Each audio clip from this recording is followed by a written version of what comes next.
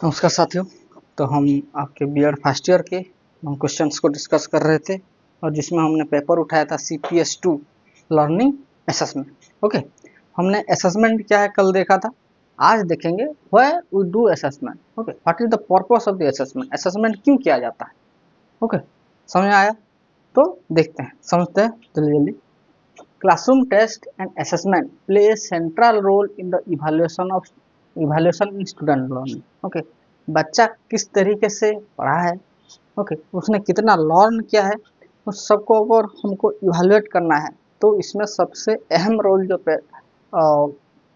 निभाती है वो है असेसमेंट। ओके, क्योंकि हम टेस्ट से ही तो जान पाते हैं कि बच्चे ने कितना एब्जॉर्व किया, बच्चे ने कितना सीखा, बच्चे को कितना नॉलेज है, ये हम किस तरीके से समझ पाएंगे after assessment and evaluation. Okay, so the goal of classroom testing and assessment is to obtain reliable reliable and useful information concerning the student achievement. Okay, और तो गोल ऑफ असेसमेंट और क्लासरूम टेस्ट का क्या है, ताकि हमको पता चले जो वैलिड है, जो real and useful information concerning the student achievement, student का अचीवमेंट को हम जान सकें। समझ में आया? इजी है। ओके, ये गोल है असेसमेंट का। Next, assessment can be used for a variety of instructional purpose. Okay, for example मैं आपको बताता हूँ।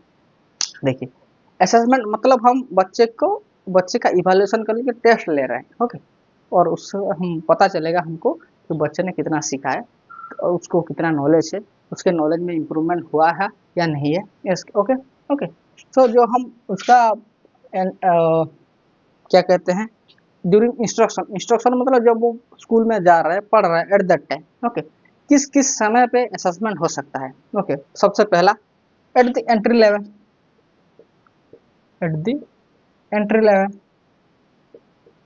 ये एक हो सकता है। विद इन लर्निंग, जब वो पढ़ रहा है विद इन लर्निंग तब भी हो सकता है। और क्या हो सकता है, at the end, at the end of an instructional programme. For example मैं आपको बताना चाहूँ, कोई बच्चा अगर नवोदय स्कूल में पढ़ना चाहता है तो उसको एंट्री लेवल में ही एक एग्जाम देना पड़ेगा। ओके, वो उसको क्वालिफाई करेगा तब जाके वहाँ पे उस इंस्ट्रक्शन के लिए वो बैठ सकता है। समझे? आप डॉक्टर की तैयारी करना चाहते हैं, डॉक्टर के लिए पढ़ना चाहते हैं तो आपको नीट क्लियर करना पड़ेगा। That's the at the entry level test. Okay, अगर वैसा भी ना हुआ तो फिर जब आप शुरू में जाएंगे तो आपका पहला 1-2 महीना आपके टेस्ट लिया जाएगा कि आप कैपेबल हो या नहीं हो, ताकि आपको हमको ये बेसिक नॉलेज होना चाहिए कि बच्चे के पास कितना ज्ञान है, उसका लेवल क्या है। समझ में आया? This the entry level, entry level इसी को ही बोलते हैं प्लेसमेंट, इसको ही बोलते हैं प्लेसमेंट टेस्ट। ओके, सही है। Next, with in the learning, जब बच्चे को हम पढ़ा रहे हैं, ओके विद इन द छोड़िए, एट द एंड पहला देखते हैं। एट द एंड मतलब जब कोई कोर्स खत्म हो जाता है। फॉर एग्जांपल जब आप बीएड फर्स्ट ईयर का पूरा कोर्स खत्म कर लेंगे, ओके, तब at the end you have to give an annual exam. उसका मतलब क्या, हमने एक कोर्स बच्चे को पढ़ाया, उस कोर्स का खत्म होने के बाद बच्चे ने कितना सीखा उसको हमको जांचना है, उसको हमको परखना है, उसको हमको इवैल्यूएट करना है। For that time at the end of an instructional session we have to take an test and assessment. इसी को बोलते हैं सॉमेटिव असेसमेंट। इसको क्या बोलते हैं? सॉमेटिव असेसमेंट। ओके, सॉमेटिव असेसमेंट, इसको बोलते हैं सॉमेटिव असेसमेंट। और during the process of your learning, for example सिर्फ एनुअल एग्जाम नहीं होता है, आपका कुछ यूनिट टेस्ट हो जाता है, सरप्राइज टेस्ट हो जाता है ना, क्लास टेस्ट होता है, बहुत सारे प्रोग्राम्स होते हैं, भाइवा, प्रैक्टिकल्स, बहुत सारी चीज़ें ड्यूरिंग द लर्निंग। जब आप फॉर एग्जाम्पल आप पढ़ रहे हैं, इंटरनल्स जो होता है वो क्या, तो eight the end of your course नहीं, बीच में होता है, कोर्स के बीच में, that's the with in the learning. During the learning process आपने कितना सीखा है उस चीज़ को जानने के लिए विद इन द लर्निंग, और इसी को ही बोलते हैं formative assessment, formative assessment. Okay, हम इन तीनों के बारे में डिटेल्स में पढ़ेंगे, लेकिन आप अभी थोड़ा सा आइडिया ले लीजिए। Okay, eight the entry level input के तौर से हम with in the learning, okay, formative assessment करते हैं, और उसके बाद आउटपुट के तौर पे हमको हमने किया आउटपुट निकाला, that's our summative assessment. Hope you understand. This is the placement assessment, formative assessment, summative assessment at the entry level, within the learning and at the end. Hope you understand this. Write it down. फिर हम अब और थोड़ा सा detail में देखेंगे at the entry level क्या होता है. Okay. So the purpose of the assessment can be described in their location during the instructional process. Okay. In terms of their location in the instructional process. For example, देखिए हम उसका purpose कब और कैसे जान पाएंगे, जब हम ड्यूरिंग द इंस्ट्रक्शनल प्रोसेस चलेंगे. इंस्ट्रक्शनल प्रोसेस मतलब जब उसको इंस्ट्रक्ट दिया जा रहा है, मतलब जहाँ पे जब वो उसको ज्ञान दिया जा रहा है, जहाँ पे उसको पढ़ाया जा रहा है, वो ही. ओके. प्री टेस्टिंग मतलब जब वो किसी ना किसी टेस्ट के अंदर जा रहे हैं. फॉर एग्जाम्पल आप जब बीएड कोर्स कर रहे हो, ओके, आपको उस बीएड में दाखिला दिलवाने के लिए एक टेस्ट लिया गया था, बीएड एंट्रेंस टेस्ट. जब उस टेस्ट में आपने क्वालिफाई किया, सब ने तो दिया था लेकिन सब तो क्वालिफाई नहीं किए ना. मतलब क्या, आपके पास उतने इनिशियल नॉलेज है ताकि आप वो बीएड कोर्स को रजिस्टर कर सको, उसको समझ सको. ओके. हर किसी को तो नहीं डाल दिया जा रहा ना बीएड में. आप आए हो मतलब आपके पास कुछ इनिशियल नॉलेज है, कुछ रिक्विजिट नॉलेज है, इसीलिए. ओके. सही है. तो हमारा जो प्लेसमेंट असेसमेंट होता है, इसको क्या बोलते हैं, प्लेसमेंट कह सकते हैं. ओके. Placement assessment. ये प्लेसमेंट असेसमेंट किस लिए किया जाता है उसका हम बात कर रहे हैं. Okay. Placement assessment, summative assessment, formative assessment हम अच्छे तरीके से पढ़ेंगे उसको, लेकिन आज हम देखें क्या पर्पस है फॉर दैट. ओके.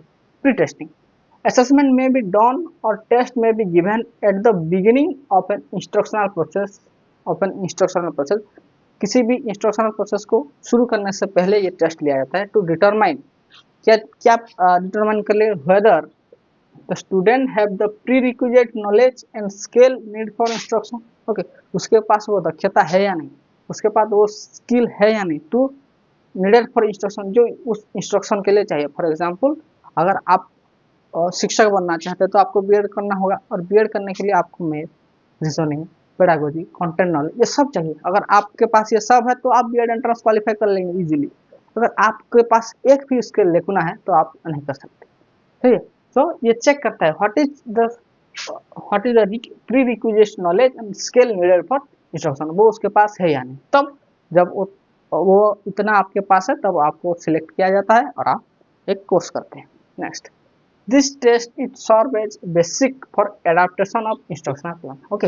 ये क्यों किया जाता है, ताकि आप उस इंस्ट्रक्शनल प्लान, उस प्रोसेस को आप क्या एडप्ट कर सकें. फॉर एग्जांपल जितने भी नीट क्रैक कर रहे हैं, ओके, जो डॉक्टर बनेंगे, वो डॉक्टरी का जो पढ़ाई है, उसका जो सिलेबस है, वो एब्जॉर्ब करने के लिए उनको पहले फिजिक्स, केमिस्ट्री और बायोलॉजी, इन तीनों में उनको मास्टरी होना होगा, उनको हर कॉन्सेप्ट पता होगा. तब वो जब उनको पढ़ाया जाएगा 4 साल, वो उसको कैचअप कर पाएंगे. इसीलिए उसका एग्जाम भी इतना टफ होता है, ताकि उनका जो बेसिक फाउंडेशनल नॉलेज वो हो जाए, ताकि वो एडॉप्ट कर सकें, बहुत सारी चीज़ों को समझ पाए. ऐसे नहीं हर किसी को ग्रेजुएशन के बाद अगर मेडिकल सीट में अगर मार्क बेसिस पे दे दिया जाए तो ढूंढते रहिए आप, डॉक्टर वैसे ही मिलेगी.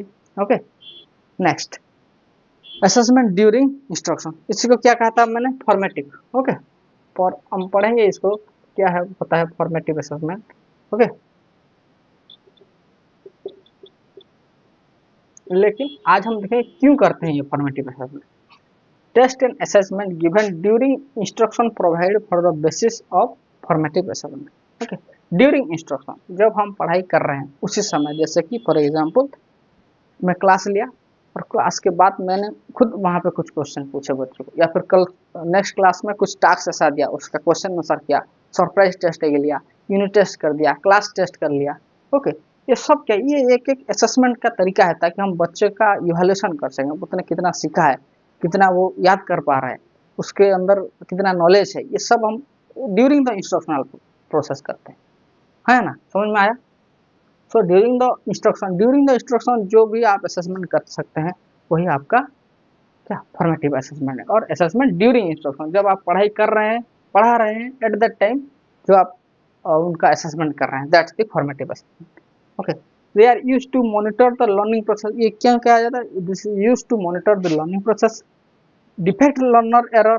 ओके. क्या गलत हो रहा है, और provide feedback to the student as well as teacher. Both student and teacher को फीडबैक देने के लिए ये किया जाता है। ओके, फॉर्मेटिव असेसमेंट, बच्चे कितना अच्छा सीख पाए या फिर टीचर में क्या क्या लेकुना है। जैसे कि अगर हर बच्चा अगर बहुत ही कम मार्क लाया तो इसमें इसमें जाहिर सी बात है टीचर ने अच्छा से नहीं पढ़ाया होगा, है ना, सही है। तो इसको पहले लिखिए, pre testing assessment, pre testing मतलब जो assessment during placement, okay, during the entry level. Okay, जल्दी लिखो इसको, फिर हम और एक देखेंगे। तो एंड इंस्ट्रक्शन असेसमेंट क्या है इसका purpose? Eight the end of the segment of instruction, जब हम कोई कोर्स खत्म कर लेते हैं, जैसे कि आपने बीएड का कोर्स 1 ईयर का खत्म कर लिया, मतलब कि आपका सिलेबस टीचर लोगों ने खत्म कर लिया। अब क्या आपने उस सिलेबस में कितना सीखा है, कितना आपने जाना है, उसको टेस्ट करने के लिए आपका एक एग्जाम होगा, एनुअल एग्जाम होगा, और उस एग्जाम में आप जितने मार्क लाएं, ओके, वही आपका रिप्रेजेंट करेगा, जितने ग्रेड आप पाए या फिर कुछ भी। Okay, that's the end instruction assessment. At the end of segment of instruction, the main goal is measuring the learning outcome and performance standard have been achieved. क्या मेजर किया जाता है? लर्निंग आउटकम, आपने कितना सीखा है, और आपका performance during the exam. Okay, achievement, सही है। देखिए, बहुत लोग कहते हैं कि मार्क में क्या रखा है, मार्क में क्या रखा है। देखिए, अगर आप 60 से बिलो हैं हर एग्जाम में, आपके 10 +2 +3, ओके, तो ये बात तो सही है कि मार्क सिर्फ मार्क ही कुछ नहीं डिसाइड करता, लेकिन आपका मार्क डिसाइड करता है कि आप सिंसियर थे या नहीं थे अपने स्टूडेंट लाइफ में। ओके, अगर कोई बच्चा 60% से बिलो ला रहा है तो इसका मतलब है वो रिवाइज नहीं कर रहा है और अच्छी तरीके से नहीं पढ़ रहा है। ओके, क्योंकि during your preparation if a student, अगर कोई बच्चा चाहेगा, मन लगा के पढ़ेगा, तो उसके 70+ मार्क तो आते ही आते हैं।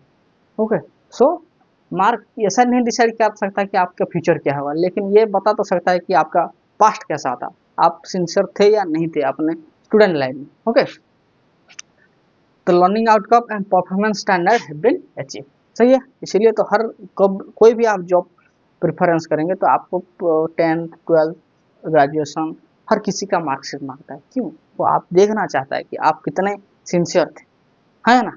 Next, although this end of instruction assessment test used to certify, okay, आपको कोई सर्टिफिकेट मिलता है ना, आपने कोई कोर्स खत्म किया, लर्निंग प्रोसेस खत्म किया, तो आपको सर्टिफाइड दिया जाता है, एंड कॉम्प्लीमेंट और असाइन ग्रेड, और कोई ना कोई ग्रेड भी मिलता है, सही है। आपने ए ग्रेड लाया, बी ग्रेड लाया, सी, आपकी मर्जी, आपके परफॉर्मेंस के ऊपर डिपेंड करता है। Next, they can also be used for giving feedback to the student, okay, और क्या बच्चों को, स्टूडेंट को फीडबैक भी दिया जाता है कि इस साल तो हमने ऐसा कर लिया, लेकिन अगले साल इस चीज़ को नहीं दोहराना चाहिए। Okay, feedback to the student by encouraging for further improvement, ताकि आगे उनका इम्प्रूवमेंट हो। समझ में आया? This is the purpose of the assessment. Okay, आप इसको लिखिए, फिर हम क्लासिफिकेशन ऑफ असेसमेंट जब पढ़ेंगे तब ये जो आपने एक एक करके एक एक सेगमेंट लिख रहे हैं ना, ये आप यूज कर सकते हैं, सही है। तो अच्छे से इसको लिखो और नोट अपने रेडी करो, क्योंकि आपके पास कुछ होगा ना, तब आप ड्यूरिंग एग्जाम आप बहुत अच्छे से उसको मैनेज कर सकते हैं, नहीं तो बहुत सारा टेंशन हो जाता है बीएड में लास्ट टाइम, सही है। जय हिंद।